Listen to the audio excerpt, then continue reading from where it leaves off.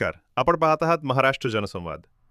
खडकाळा पंचायत समिती गणातील निवडणूक आता अंतिम टप्प्यात आली असून राजकीय वातावरण चांगलेच तापले आहे.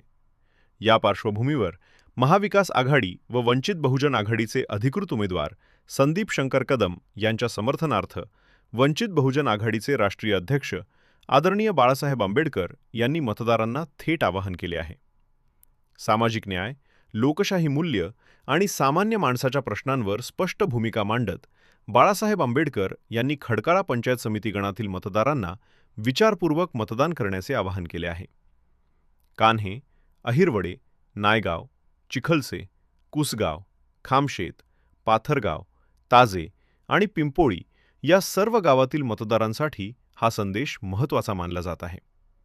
चला तर मग पाहूया वंचित बहुजन आघाडीचे नेते बाळासाहेब आंबेडकर यांचा थेट काँग्रेस संदेश. आणि वंचित बहुजन आघाडीचे उमेदवार संदीप शंकर कदम यांची निशाणी गॅस सिलेंडर आहे. उद्या मतदान आहे. मी तमाम या 61 पंचायत समितीमधल्या मतदारांना आवाहन करतो की कदम यांची निशाणी गॅस सिलेंडर आहे.